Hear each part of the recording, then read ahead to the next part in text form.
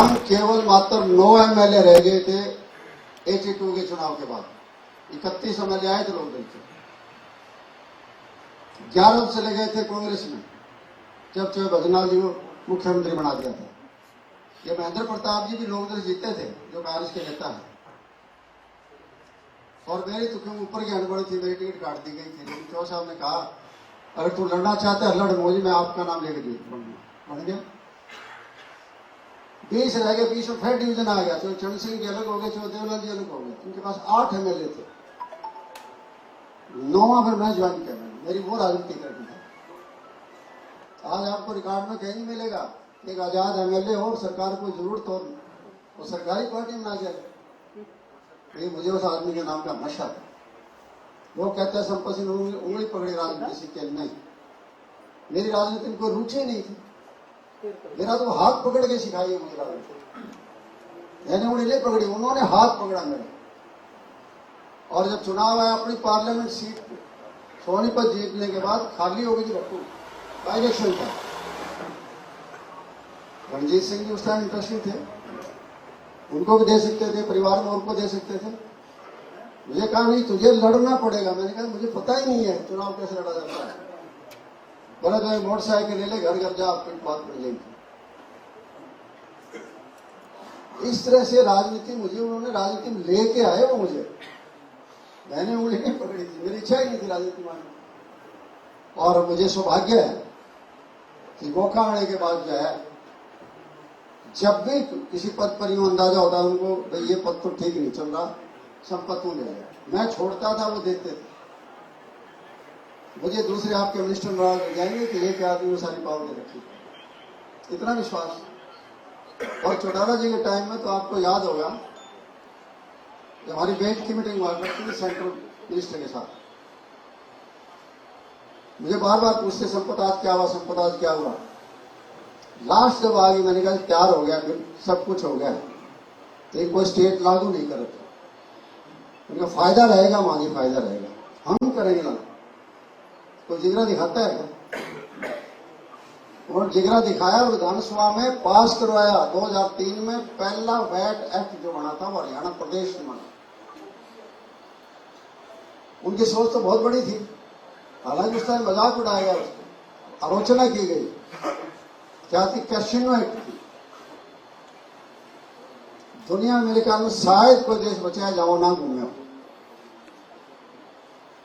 उनका यही कहना था संपत्ति बड़े बड़े लोग हैं, ये काठमांडू जाते हैं, ये गोवा में जहाज पर जाते हैं, हमारे यहां क्यों नहीं हो?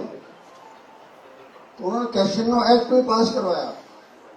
और वो कैसिनो आना था 5 स्टार होटलों में। लॉटरी बंद कराई थी, आम आदमी लॉटरी में रुकता था, 1-1 रुपए वाली लॉटरी थी। सारे दिन लॉटरी लॉटरी लाइन में लगा रहता था। उजड़ तो वो रहा था, लेकिन हमारे खिलाफ प्रचार किया गया ये लॉटरी आम आदमी गरीब को मारेंगे। 5 स्टार होटल में आम आदमी जाता है, 20-25 हजार रुपये कम से कम चाहिए तभी जाएगा। क्योंकि वो उन्होंने पूछा मेरे से कि संपत्ति ये ट्रेडिशनल सोर्सेज टैक्सेज हम कितने दिन बढ़ाएंगे। तब आपस में विचार किया, तो मेरे भी देखे हुए थे, लेकिन उन्होंने ज्यादा देख रखे थे। बात तो ठीक है, बोला पहाड़ियों पर जहां आजकल 5 स्टार होटल बन रहे वहां की सलाह थी। चलो ठीक है, यहाँ से गवर्नर साहब ने उधर भेज दिया, राष्ट्रपति जी को कई दिन 5 साल राज थे उसको। कितनी बड़ी प्रोग्रेसिव सोच थी। जब मैं कह रहा हूं कि 9 एमएलए से चले, उन्होंने ये कहा कि एमएलए नहीं है तो कोई बात नहीं, जनता हमारे साथ है।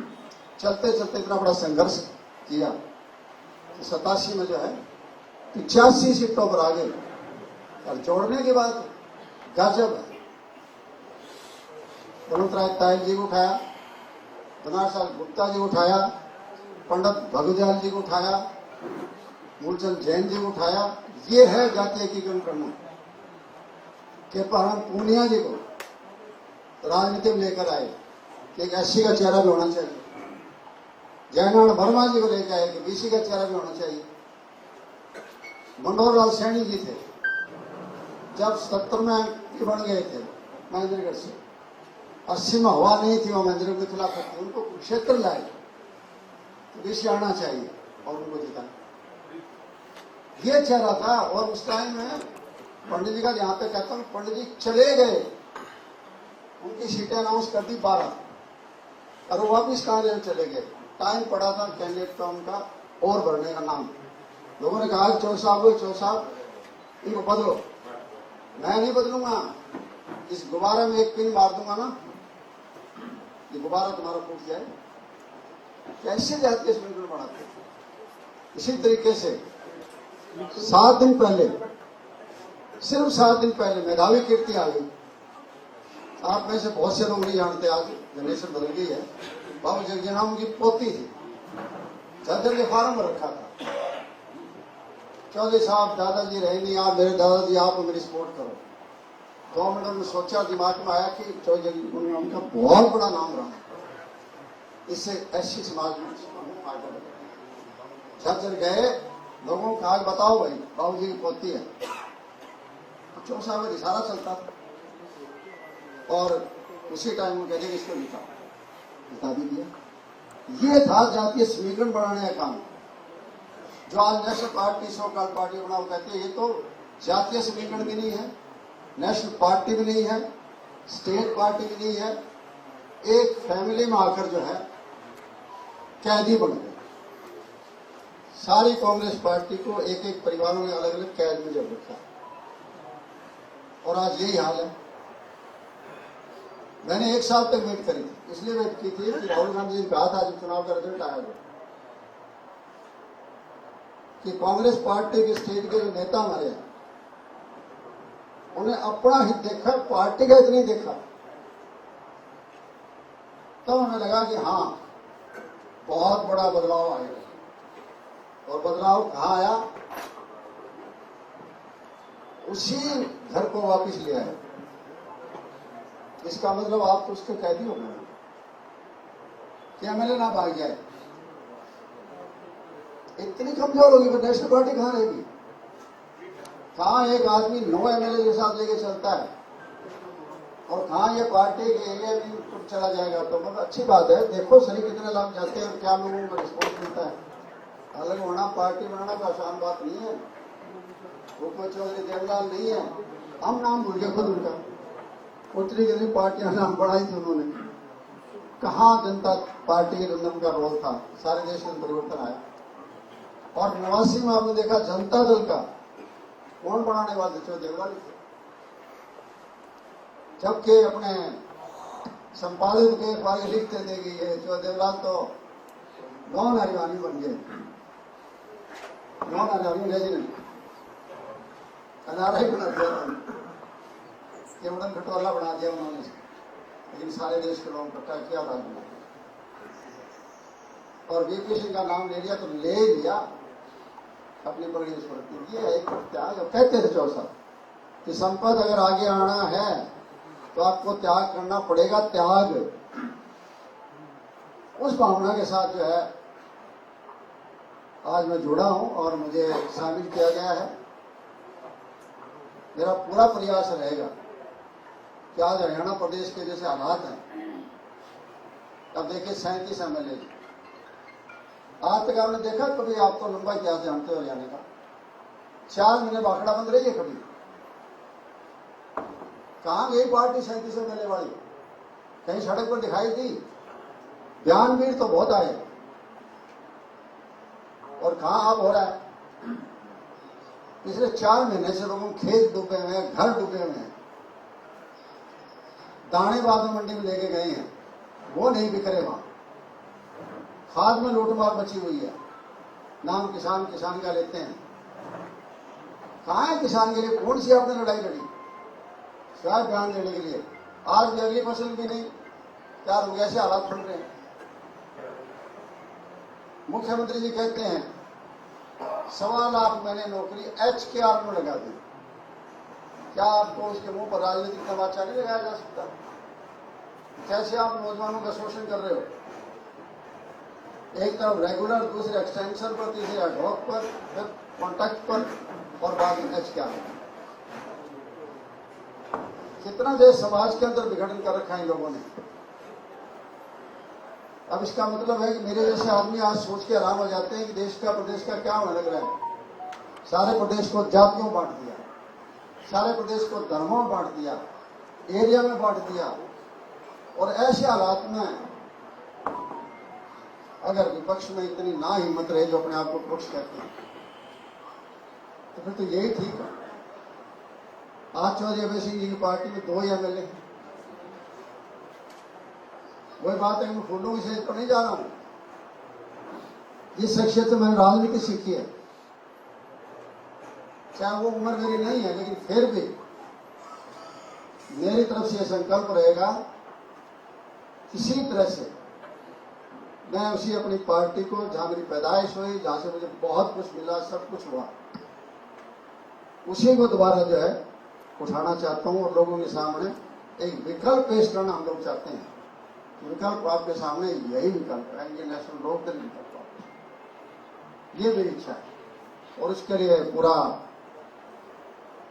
आप सबसे उम्मीद करता हूं। 2 चीजों मैंने और कह के खत्म करता हूं। आज आप देखिए, जहां भी निजीकरण आता है, बड़ा निजीकरण, इसका मतलब सरकार वहां फेल हो। मैं 2 चीजों से बहुत दुखी हूं। मैंने यहां आकर जो है प्लेटफॉर्म चाहे दूसरा था, मैंने मुद्दा उठाया था यूनिवर्सिटीज का। लोन दे रहे हैं, ग्रांट बंद कर दी यूनिवर्सिटीज को। 22 यूनिवर्सिटी खोल दी स्टेट में। क्या फायदा है 22 यूनिवर्सिटी का? कॉलेज आपने सारे बंद हो रहे हैं। क्यों? यूनिवर्सिटी में जो कोर्स है वही कॉलेज में कोर्स है। ये बीए, एमए, बीएससी ये कॉलेज में थी, कॉलेजों की सीटें आधी हो रही है। कोई पढ़ाने वाला आदमी नहीं है। लोग फिर धक्के खा रहे हैं अकेडमी में, कोचिंग सेंटर में। शिक्षा का बेड़ा गर्क कर दिया। शिक्षा का इतना निजीकरण कर दिया कि हमें दुख होता है कि इसका गरीब का बच्चा पढ़ी नहीं सकता। और ये हल्का किया है। पहले तमाशा किया, अटल योजना, आयुष्मान योजना। अब आप देख रहे हो सर्विसेज वहां से हटा दी कि सिविल अस्पताल में जाओ। मैं एक सिविल अस्पताल का हिसार का आपको एग्जाम्पल दे दूं। 3 साल से CSR मशीन खराब पड़ी है, ऑपरेशन आप नहीं कर सकते। छोटी सी मशीन है। मैंने पूछा ये है क्या डॉक्टर से, ऑर्थोपेडिक्स के डॉक्टर से, क्या मैग्नीफाइड पिक्चर आती है और उसको C शेप की होती है, तो हमें पॉइंट का पता लगता है। उस तरह से हमें ऑपरेशन करना पड़ता है। तो गरीब आदमी तो मार दिया ना। ये कैंसर थेरेपी कितनी महंगी है। जब तक शिक्षा और चिकित्सा दोनों सरकार नहीं संभालेगी, बाकी प्रगति, बाकी तरक्की आपकी बेकार। बाकी चीजें आपके सामने है, रोज आते रहेंगे, बातें आती रहेंगी। जिस तरह के हालात हमारे हो रहे हैं प्रदेश के, वैसे देश के होने चाहिए, लेकिन आज हरियाणा प्रदेश के सबसे बुरे हालात हैं। हमें आंखों में आंसू आ जाते हैं, देखते हैं बाहर से किस तरह से हाथों में बेड़ियां लगी हुई, पांव में बेड़ियां लगी हुई, और हमारे बच्चों को जगह जगह पीटा हुआ, बुरी तरह मारा हुआ, कैदी की तरह से, और इंडिया लैब भेजा जा रहा है। क्यों जी? आप पहले अपने हवाई जहाज लाकर अपने मंत्री भेज के वापस मंगवाए थे ना। वहां इलीगल कह रहे उनको बताओ भाई कितने इलीगल, हमें बताओ, हमारी सरकार को, हम हवाई जहाज भेजेंगे, हम ले आएंगे अपने देश के अंदर। इस तरह की इतनी घटनाएं, उनके कोई जवाब देने वाला जो प्लेटफॉर्म मेन अपोजिशन ही होती है। और आज मेन अपोजिशन जो है, इनके हाथों में लगभग या बीजेपी को कब्जा मार दिया। इतने बड़े बड़े टिकट चोरी और वोट चोरी कांड नहीं, वोट चोरी की बात आ गई। अकेले उचाड़ा में 60,000 वोट चोरी हुई। किए किसने? आपके नेता ने किए। कांग्रेस और बीजेपी को छोड़ के उनसे अलग जो वोट पड़े हैं, वो 60,000 वोट पड़े आजाद उम्मीदवार। वो आजाद उम्मीदवार कौन थे? वो आपके द्वारा थापे लगाए गए थे। इससे बड़ा कोई एग्जाम्पल है वोट चोरी का? किसके लिए घूम रहे हो आप? इसलिए मैं ये कहना चाहता हूं कि फिर मैं इंडियन नेशनल लोकदल पार्टी का, उनके राष्ट्रीय अध्यक्ष अभय सिंह जी का और प्रदेश के अध्यक्ष रामपाल माजरा जी का, इधर लोहान साहब बैठे हैं, सभी साथी बैठे हैं, RS चौधरी जी तो हमारे बहुत पुराने सबसे सीनियर हैं, सभी का धन्यवाद करता हूं कि मुझे अपने प्लेटफॉर्म पर दोबारा ले गए। मेरे भावना वही जगाई जब चौधरी ओम प्रकाश चौटाला जी का स्वर्गवास हुआ था। मुझे कहा गया था कि आप जो है स्टिकलस आप संभालेंगे साहब, वो पल मैं भूल नहीं सकता। मेरी भावनाएं इस तरह से वापस लौटी कि यहां तो लुट पिट रहे हो और एक आत्मा आपको फिर बुला रही है। उसी दिन से जो है मेरे दिमाग में घर कर गई थी, मुझे भी कुछ करना। मेरे जो अपने बुजुर्ग हैं, बड़े हैं, जो उन्होंने पाला बड़ा किया, उनके साथ में बड़ा रहा, वो मेरे से कुछ मांग रहे हैं। मैं कहूंगा कि आदेश दे रहे हैं और उसके आदेश की पालना करते हुए, उनके नियमों पर, असूलों पर चलते हुए, जैसे कहा कि घर वापसी नहीं, मेरी नीतियों के हिसाब से कोई घर वापसी वाली बात नहीं है। असूलों में चला, आप देखते थे मैं एमएलए था, आप लोग लिखते थे संपत सिंह अपोजिशन की तरह बोल रहा है। सरकारी एमएलए, ये कई बार कहा गया, आप ये क्या कर रहे हैं? आपको पता होगा, बार बार किसी बिजली के ऊपर लिया है तो लाइन ऑर्डर तक का लिया है, तो हेल्थ पर लिया है, तो एजुकेशन पर लिया है, तो कई बार तो उस टाइम के मिनिस्टर थे, उनके साथ मेरे साथ उलझ जाते थे, तो मैंने उनका असूल नहीं छोड़ा था चौधरी साहब का। और मैं तो ये कहता हूँ आपका सहयोग रहे सबका, द्वारा हम उसी जहां जिस प्लेटफॉर्म से मैंने शुरू की थी राजनीति, वही प्लेटफॉर्म मुझे द्वारा मिल गया। एक बार पार्टी का धन्यवाद भी और आप मीडिया साथियों का धन्यवाद भी, आप खबर करने के लिए आए, आप सबका बहुत बहुत धन्यवाद। जय।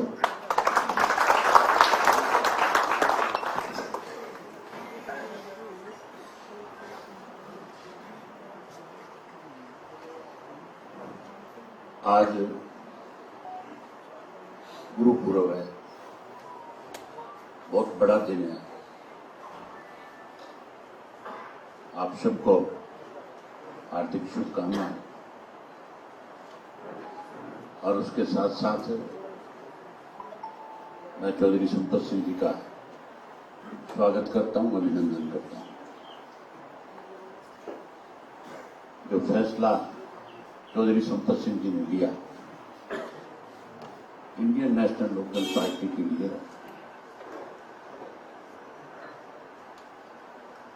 आज की उनके इस फैसले से बड़ा दिल नहीं हो सकता। हमें बहुत खुशी है कि चौधरी साहब ने एक बड़ा फैसला लेकर के फिर से चौधरी देवीलाल जी की नीतियों को और मजबूती के साथ कैसे आगे बढ़ाया जा सके, कैसे नई पीढ़ी को चौधरी देवीलाल की नीतियों के बारे में बताया जा सके, कैसे इस प्रदेश को, जो प्रदेश चौधरी देवीलाल जी ने बनाया था, उस प्रदेश को बचाया जा सके। उसके लिए जो आज इन्होंने पार्टी को आशीर्वाद दिया, जो आज फैसला लिया, हम सब लोग इनका इस बात के लिए आभार व्यक्त करते हैं, इनका स्वागत करते हैं। और उसके साथ साथ हम सब साथियों ने बैठ करके विचार करके फैसला लिया कि हमारी पार्टी में चौधरी देवीलाल जी के और चौटाला साहब के बाद अगर सबसे ज्यादा लंबा संघर्ष पार्टी में रह करके किसी ने किया